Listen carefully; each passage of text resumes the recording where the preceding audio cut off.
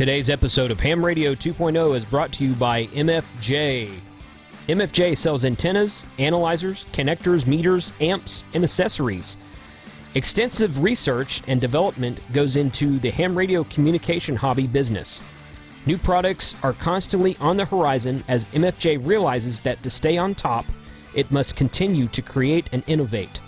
The main source for inspiration for new products comes from MFJ's growing customer base. MFJ receives many letters and phone calls from its clients requesting new equipment to be built. Other requests come in formally, in person, and in hamfests. For anything ham radio related, shop mfjenterprises.com. Hi everyone, I'm Carrie, Katie5YIZ, and you're watching Ham Radio 2.0, which is available on YouTube and live from the hamshack.tv. To find me, you can check into the Women of Hamnet every Thursday evening at 8 p.m. Central. For more information, go to womenofham.com. Good morning. Ham Radio 2.0 coming to you from Hamcom 2017. Hamcom in Irving, Texas. This is the annual ARRL West Gulf Division Convention that they have once a year. It's been at the Irving Convention Center for the last 3 years. I think this is the third year. Previous to that was in Plano for a number of years, and previous to that was in Arlington for a number of years, so it's moved around a bit. But right now it's in Irving, and this is Friday. They opened the doors about an hour ago. And the crowd in here is actually pretty small right now because we've got a torrential downpour coming down outside. I left the house, it's about a 15-minute drive from Grapevine to the Irving Convention Center for me on a normal day, and it took me about a half hour to get here this morning because of traffic and people driving in the rain and backups and whatnot. I didn't see any accidents, but traffic was moving real slow. So I suspect that's kept some people away from getting here first thing in the morning. There's a pretty good crowd in here, just not like what I'm used to seeing. Last year on Friday, there was a lot more people waiting at the door at opening time than there was today. But probably see some more people show up this afternoon. And Saturday's always a bigger day anyway. So we've got some big names here this week. I was able to talk Bob, W2CYK, from R-Finder into attending this show. So he has a booth at this show. We might catch up with him here a little bit later on today. I'm going to be at my booth most of the day today on Friday, and then I'll be recording forums most of the day on Saturday. So, but there's other big names here. Flex Radio's here, Elecraft is here, MFJ, Main Trading, HRO, Kenwood, ICOM, and Yaesu are all here. I had the privilege of having a booth right next to Buddy Pole, so the Buddy Pole guys are right behind me over here, or right next to me actually. Elecraft is behind me, Flex Radio's in front of me, and Buddy Pole's next to me. So I'm wedged in between some really good folks over here. So looking forward to the show and seeing what we can do. Hopefully I'll get a couple of people to sit down at the table today and just get some sit down 10 or 15 or 20 minute rag chew sessions going on. So 73 guys, thanks for watching. If you found me on YouTube, go hit up my website at liveFromTheHamShack.tv, or you can go to hamradio2.com. 73, and we'll see what we see here at the Hamcom ARRL West Gulf Division Convention for 2017, Irving, Texas. Perfect, okay. WBRU, the oldest Ivy League radio station in the United States. Sorry, go ahead. Hey. WD5ERD, right? Yes, sir. Okay, Fred. Thank you very much for being on the show. So, look at Bill. He's over there laughing at you. Yeah, all three of them. Yeah, real good job. Real good job. Okay. So, you are one of the coordinators of Hamcom. One of the directors. Okay, one of the directors. The three directors. Okay. I'm also the vice president of Hamcom Incorporated. Okay, great. Okay, so this is the third year in this facility, correct? That is correct. Okay, good. We've been around 40 years. We started in 1977. Okay. The first convention had about roughly 800 people there. Oh, okay. That's not bad for back then. Nope, it was in a hotel in Dallas. Okay. We were there 2 years, and the hotel burned and moved. Okay. And we've moved several times since then. Okay. And you, when I first got my ticket in '94, I used to hear about Hamcom. It was in Arlington at that time, I think. That is correct. So, and then I never went to the Arlington show, but I went to the Plano show several times. The Arlington shows probably were the largest shows. Okay. Because of the venue. Yeah. It was very conducive to it. Yes. Unfortunately, it became very expensive there. Okay. And we had a Okay. struggle with the fact that the Irving Convention Center would vacate a program because of high school graduation. Oh. Well, okay. when you've got a convention that's on Yeah. a national schedule, Yeah. you just can't suddenly change Right. weekends. Right. Yeah. Exactly. So it really forced us to have to look for another Okay. venue. Okay. But they had a big outdoor facility at that one too, did they not? Because it was the parking lot for Yeah. Texas Yeah. Texas Ranger Station Okay. Stadium. The So old you- Texas Ranger Stadium. Right. So you had yeah. a huge parking lot Yeah. available to you. Right. Right. Okay. Okay. All right. And then it moved to Plano. Yep. And that was a pretty decent facility for a while, but I know that a lot of the guys out here in Tarrant County, Fort Worth area were always complaining about having to drive all the way out to Jupiter Road or wherever that was. It was out on there. Spring So- Creek. Spring Creek, In okay. 75. Well, the Okay. big laugh or joke, if you will, Yeah. is they'd have to come east of the Trinity River, and that was like you needed a visa to do that. Right. Yeah. Okay. Okay. And then it moved out here 3 years ago, and I think it's been pretty darn good ever since. Although I know that people miss the outdoor flea market part of it. So, You know, I think the outdoor flea market is a social portion of it. yeah. Arlington certainly was conducive to that Yes. because of the concrete parking lots. Mhm. Plano was conducive of that because of the outdoor parking Right, lots. right. And you look at Belton's Yeah. majority outdoor. Yeah. But the thing you've got to remember, this event is in late June.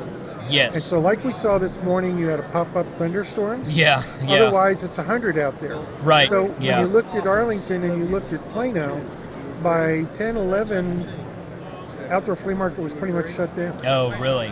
Because Both days? Both days, because it Okay. was so hot. Yeah. Yeah. We have had people actually have heat stress in Okay. the parking lot due to Okay. it.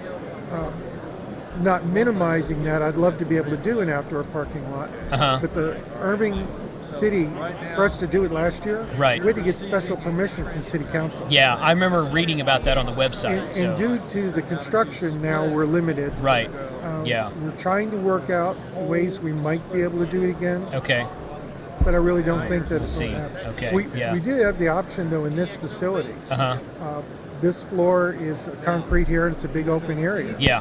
We could totally make this floor flea market Okay. and put all the commercial exhibits on the fourth floor.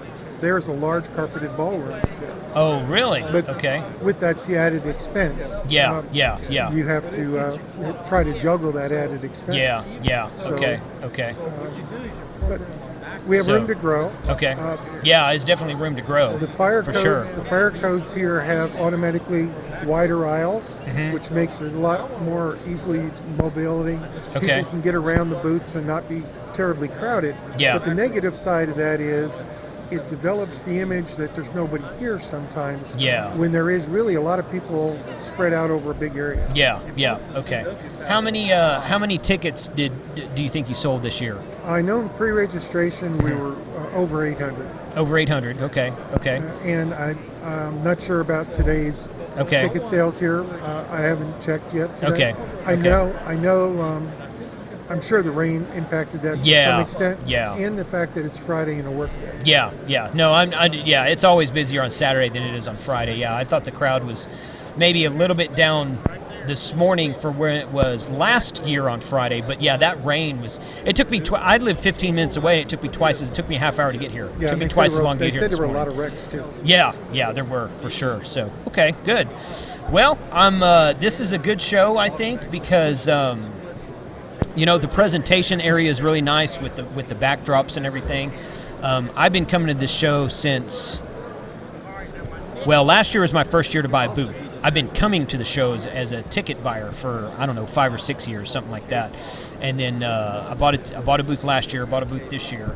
And I know there's 2 or 3 new vendors here this year that weren't here last year. Right. So in that regard, it looks like it's growing a little bit. Well, you've got, as an example, you have DX Engineering this year. Yes. Which is new to Texas. Right, right.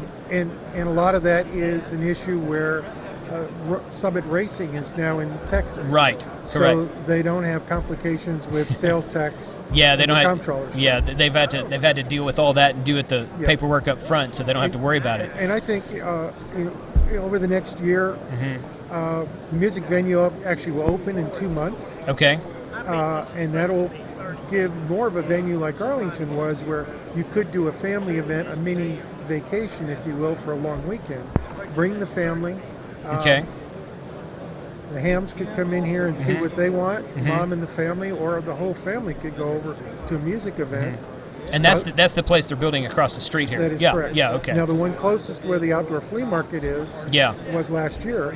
That's actually going to be a hotel. Yes. The parking Yes. garage is actually being overbuilt, Okay. and it will be overflow for the Arlington Convention Center. Okay. And there will be a sky bridge between the two buildings. Oh, really? Okay. Okay. Irving Convention Center. Or, I'm sorry, Irving Convention Yes, Center. Yeah, you're but right. I know what you're talking about. But just for the sake of the audience here. Yeah, I understand. So okay, good deal. Well, thank you very much, Fred. I wanted to get somebody.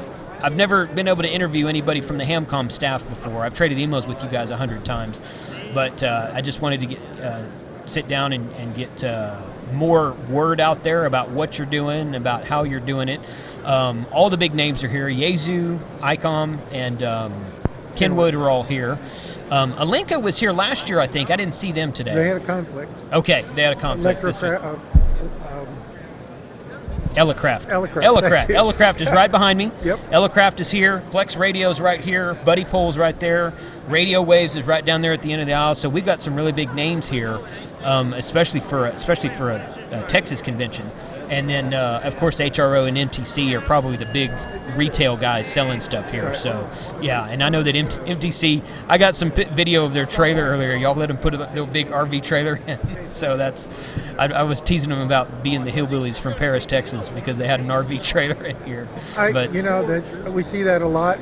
Yeah. If you go to Dayton and Orlando, Yes. you see that a lot with some of the dealers. That's true. And I think you'll start to see more of that. Yeah, that's true. Well, and you think about Belton, and that's probably one of the most well-attended Hamfests in Texas because it's twice a year, and they always have a good crowd each year. Yep. But they have that big indoor facility, and they have indoor tailgating. People pull their cars Right, inside. So, right. so yeah, it's good that you're able to do that. In the inside room we're in here, Yes. when we were looking at venues, Uh-huh. there were 3 tractor semis in here. Oh, really? And it was a cowboy helmet signing day. Oh, And okay. so there were thousands of helmets and people in here. You didn't even realize the trailers were in here. So Oh. this facility is actually set up for that kind of a venue. Okay. So other people could bring trailers in. Okay. So we have plenty of my phone's ringing, but I'm not going to answer. So so we have plenty of room to do stuff like that for next year. So good deal. Well, this is Friday. It was Friday afternoon.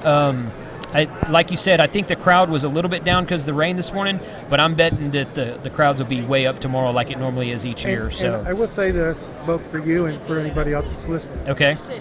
We always welcome feedback from folks. Okay. There is a web email address, info@hamcom.org. Okay. We welcome getting in questions and feedback from everybody. Okay. While we work to put the event on. It Yeah. is the Hams event. Yeah. So it's real important to get feedback from folks. Yeah, definitely. We know about the outdoor flea market, but we welcome comments about everything else. Yeah. But I mean, as far as the indoor, I went to Dayton last month, and I didn't even get to go to the flea market because it rained every day there. And I the know, flea I market was was were you? Okay, so you know what the flea market was like. And I just stayed inside. I didn't even go to the outdoor flea market because I only brought one pair of shoes. I didn't want to get my shoes muddy. So, it is what it is in that regard. And outdoor flea markets are good, but for the type of vendors and the quality of vendors we have here, I think this works really well for what you're doing. Well, one of the things that's a draw for the outdoor flea market, too, I think, is the social aspect of it. Yes, yeah, I agree. The good news about this facility is there's areas outside on the first floor here by registration That's in true. the outdoor lobby area Yep. to sit down and talk with your buddies. Yep. And on the second floor, there is another concession balcony. stand, Yeah. and there is a big area to do that here. Yeah. So there is a lot of areas for social interaction with your friends. Definitely so. I was out there with the Radio Waves guys just a little bit ago when they set up for their Boy Scout station that they're going to do special tomorrow. event station, Yeah, the special right. event station that'll happen tomorrow, Saturday. So, okay, Fred, thank you for your time. I know you're busy. I'll let you get back to it. I just wanted to get some Appreciate some it. Thanks feedback very much. about hamcom.org. So everyone go to the website hamcom.org. Thanks a lot. Appreciate it. Thank you. Yeah. Have a good one. You too. Whiskey 5, Golf Mike 555. Perfect.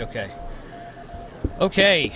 Jay Urish, W5GM, the new North Texas Section Manager for ARRL. So if you're not in Texas, you probably don't care. But that's okay, because I got a lot of viewers who are in Texas. And you started when? How long ago? Well, with this term or the previous term? This term. I came into effect April the 1st. April 1st. Yeah, okay, so you know what? It's April Fool's joke. Yeah. Hey, that'd be a good one. That'd be a good one, especially for you, man. So tell us about your, so how long is the term? A term for section manager lasts 2 years. 2 years, okay. So tell us about, I mean, talk about anything you want to. Tell us about your vision for section manager. I know you've done it before in the past, so you've got experience. Yeah, I'm officially a retread. Right, so. yeah. So what are you planning to do for ARRL in North Texas? Because my show on YouTube goes to everywhere. I got Canadian listeners, but there's a lot of people in North Texas because I know a lot of people in North Texas. So there's a lot of people watching from North Texas. So well, they could say, what can Jay screw up this time? That's basically what it'll probably boil down to. Yeah. I'm still trying to get my feet underneath of me. Yeah. Because much like I'd said in my campaign, the section has not enjoyed the services of an elected section manager since I left back in 2011. Okay, That a series of C-elected managers. Yes. So when you have a C-elected section manager versus one that's elected, I don't know if the passion is there because someone has to really fight for it to get into the office. Okay.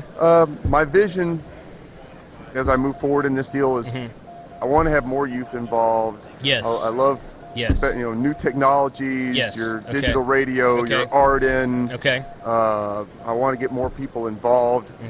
I really, really want to do something with the new hams coming in. Because one of the biggest challenges I think facing amateur radio is we get these guys, we get them licensed, they go buy a $20 ham radio. What do I do next? Yeah, right. That is the question. What do I do next? Right. So I'm pushing this new thing we're going to be doing in Irving. Okay. Hopefully this fall. Okay. The venue's been locked in. It'll be Betcha Bingo Hall. It's called Mentor Fest. Oh, okay. And this is really, really cool. Okay. I hope to recruit you into this, actually. It's the first time hearing about this, so tell me about it. This will light you up. You'll really love this. So Mentor Fest, it'll be similar venue like this. So there'll be different booths and stuff set up for different interests in radio. Keep talking. I'm just going to check one second. Okay, that's cool. So we'll have maybe a booth and, putting together PL259s, assembling power pole connectors. There might be a booth for DMR. What is it? How do I program a radio? Explaining the concepts. Get a new ham. What is this DMR? Okay. They didn't go in further saying, well, you've got time slots. You've got color codes. You've got talk groups. What is the relationship of all of that when you're actually looking at the code plug in a radio? Okay. It'd be an opportunity for hands-on looking at the software, so a new ham can, they've got their MD380 and they can look at it. It's like, oh my God, this is all Greek. And we've talked. I recorded a forum in Dayton a couple weeks ago by KB6NU, Dan Romachek, and he does one-day technical classes. And his theory is, and I put this on QRZ and I got a lot of backlash. One day tech class, you're not teaching anybody anything, blah, blah, blah. And his theory is get them licensed and then get them to learn by doing.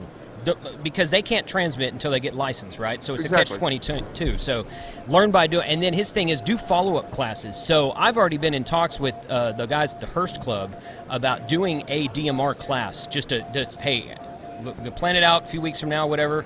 Everybody come in. If you've never heard of DMR or if you have DMR and you're kind of confused about some stuff, come in. We'll do like a 101 session for an hour, and then we might do like a 201 session for an hour, kind of like an advanced DMR type class. So what you're talking about sounds really cool to me because you'd probably get a wider audience there because you're offering more than just one class on one subject. You're offering a wide variety of stuff. Oh, absolutely. As soon as they get done, it might take some guy 10 minutes. It might take some guy 5 minutes. Take a couple of notes on their phone or scratch them down. Like, now I got it. I'm going to go home and set all this stuff, reprogram all my radios. I was doing it all wrong, whatever. Cool. Now I go over to this booth on power poles to figure out how to put together power poles. Or go over to this booth on tuning antennas, so I understand the whole concept of SWR and why I can't use my MD380 to talk on GMRS with this antenna and then drop down to amateur radio and why that's not going to work and why your radio is probably going to start smoking profusely if you do that. These are all the things. Elmering, to get this tribal knowledge. Because that's what it boils down to, is tribal knowledge. The old hams have it. They're dying off. Jason, you and I are the same age. I know. And I still remember when you first got licensed and came over to my house, and I was tuning duplexers for you and programming radios. No, that's not when I first got licensed. That's when I first got into DMR.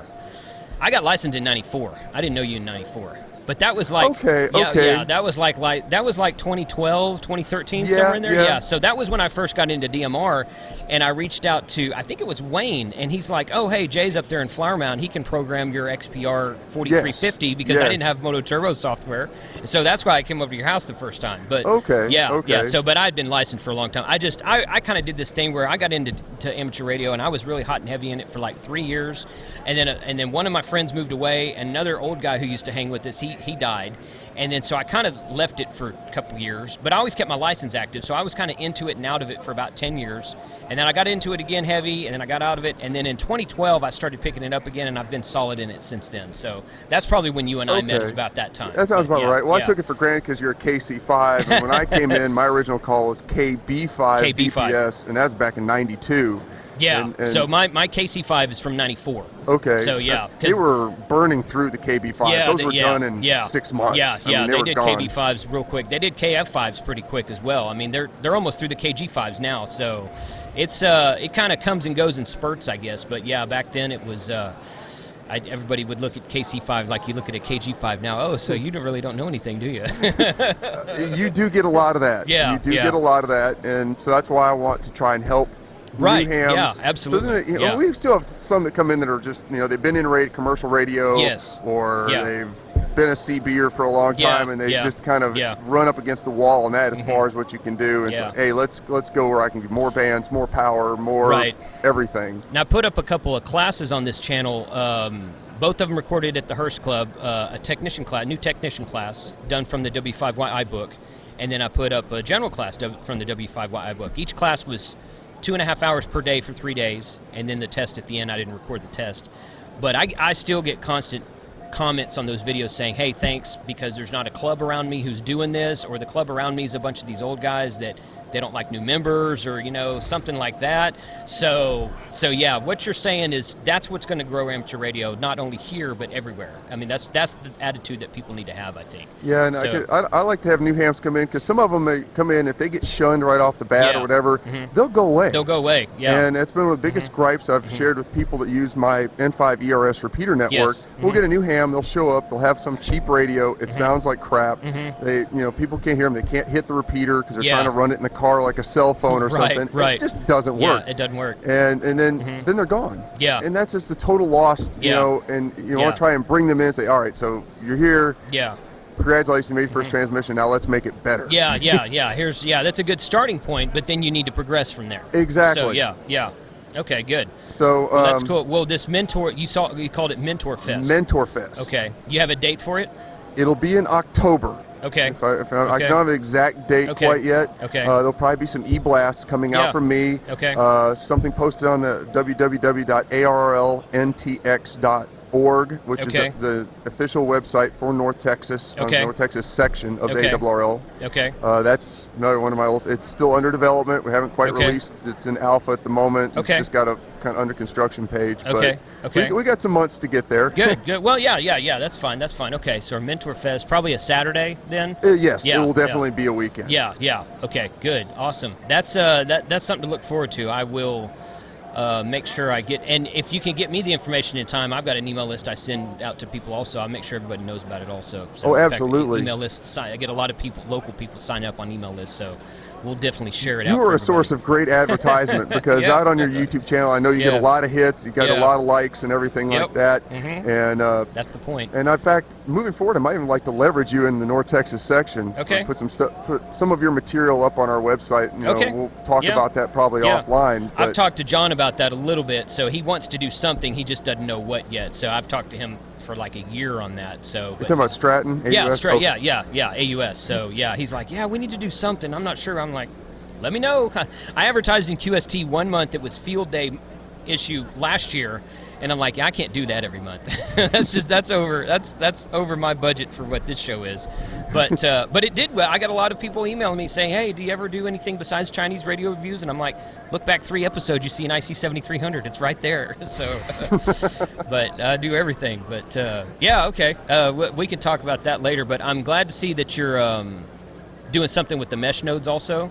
I've been I've done 2 or 3 episodes on Arden with the Arden guys, and they're starting to want me to sponsor, or they're wanting to sponsor me to do more videos about teaching people what mesh networking is, how you can use it. Once you get it all set up and going and everything talking, what do you do with it? You know, that's the big question, right? So, so you're going to see a lot more episodes on this channel coming up for Arden mesh networking for sure.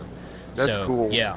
So I'm really excited about it. I've got 1 node, or actually 2 nodes deployed at Grapevine, which is right in your backyard. I'm right here, right there. Are they pointed towards me, or are they pointed north to Denton? What I've got is an air grid, which is very directional. That's my main link. It's going out to Louisville right now, and it's really good. 3 or 4 megabits, I think, which is an incredibly hot signal. I've got an Omni that put up, but unfortunately, I think the radio was bad. It was a Ubiquity Bullet, and it's not. It crapped out. It's not. It was rebooting. Oh yeah. Okay. So I got to do a climb, replace that, and then I'm going to do another air grid and point it up to North Denton. That'll actually create the true mesh, because I'll be dual homed. Yes. And if one link fails, I'll still be on Arden with the other one. Yeah. And there'll be an Omni on the side of the tower. Yeah. And you might even be able to see that. I might be able to. There's one on top. There's 2 actually on top of Baylor Grapevine. One of them is pointed north. In fact, Randy WA0D is the one who put those up there. He says he can see through a bunch of different hops. He can see the Roston Tower from Grapevine.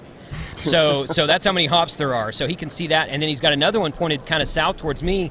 But he said he went up there last week, and apparently he got hit by hail because it was falling over on the ground in like 3 pieces. So something had crashed it. So there's nothing pointed towards me. Right. So he's like, don't go up there and try to get into it, because you can't get into it right now. So I'm like, okay.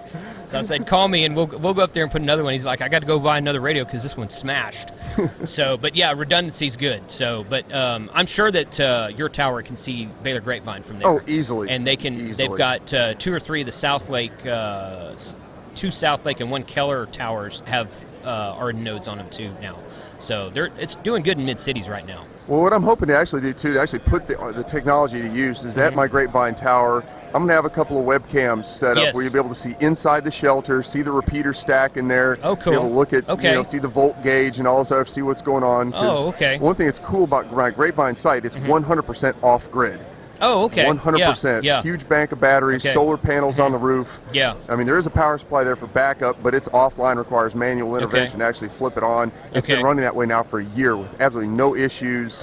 Linked full-time, commuter traffic. The North Central, Central Texas Connection Net, which is like 100% duty cycle for an hour and a half every Thursday. Yeah. I want to add a pan, tilt, zoom camera, as well as dome cams on the tower itself, so you'll be able to pan around the park, see the lake. Control it through the mesh? Oh, absolutely. Yeah. Absolutely. They had one of those set up at Dayton, and they had a 50-foot tower out, and you could log into it and control it and kind of watch the crowd outside. That was what I want to do. That's really cool to do that. That is absolutely what I want to do. Okay, good. See, the IP cam stuff is what I want to do as well. I want to see more of these IP cams going up around the place. I got a DMR repeater on the Corsicana Tower and the Hillsboro Tower, and I've talked to both of the guys. I was like, we need to put mesh nodes on y'all's tower. What can we do with them? I was like, I'm going to put a camera up and look at your field, because they're in the middle of a field, both of them are. And I'm like, yeah, we can look here, we can watch here, and we can point it west when the weather's coming in and see the storms coming in. That mesh node, they've got a mesh node on the water tower in Mansfield, and when that tornado came through last December, they got the whole thing on video. Oh, that's cool. It was at night, so it was kind of hard to see, but with the lightning going all over everywhere, you could see the wind blowing all the trees, you could see the lightning coming up and the rain and everything. It was really cool. They got the whole thing on video on the mesh. It was really cool. You know, the National Weather Service has access to Arden, and I can't tell you how huge of a tool that would be to be able to know there's 4 or 5 places they could go and get instant live video cameras, something they could put up on one of the screens around the actual reporting office. Absolutely. And have total eyewitness with no noise, no editorial, not at all. Whatever. No, yeah, it's in fact there's no audio to it. It's just pictures, so you can just see it, and it's got a little time. It says date and timestamp down there at the bottom, and so it's live. Like it's rolling right now. There it is. So that's really cool. All right, man. Anything else? Well, just one more thing on that topic. One thing I'd love to do this for field day. Okay. But it might be a little bit too late because I have 2 weeks to plan. Yeah. One of the other cool things that can go through Arden is VoIP. Yes. And so it'd be really cool to be able to have several different field day sites that could put up a portable Arden node. Yeah. To be able to set up a speakerphone or conference phone or something like that, and through the whole event, just dial into a conference bridge through Arden, so anybody could just walk up and just go off mute and say, "Hey, is anybody here? Oh yeah, I'm over here in Richardson. Oh, I'm down here in Lancaster. That'd be really cool. I think that would actually qualify for points. I think you could actually log that. I mean, why not? It's 2.4 gigahertz or whatever. I mean, as long as you're not connected in through the internet or something, if you're all doing actual mesh, then it should. That should work. Yeah. I'd like to see the guys give that a try. I'm gonna have to be making some noise about that. I'm gonna talk about that in my section forum coming up here in about an hour and some odd minutes and stuff. All right, good. Good. Anyway, that's about all I got to talk about, I guess. I'm still trying to find the ground, and I ran Jay out of things to talk about, so first time ever. But anyway, hey, if 2 weeks may not be enough time, but let's look at that for next year at the very least, because that'll be really cool to do. Because you'll have I know a lot of new nodes going up in a bunch of different areas around the Metroplex, and we'll have a lot more of a network this time next year than we do today, which is good. So we'll definitely be able to do something like that. Cool, man. Thanks, Jay. Hey, man, thanks for having me on your show. It's been a pleasure. All right. Congratulations on your North Texas Section Manager, and looking forward to seeing what you're going to do. All right, thanks a lot. Keep up the good work. All right, thanks, man. All right.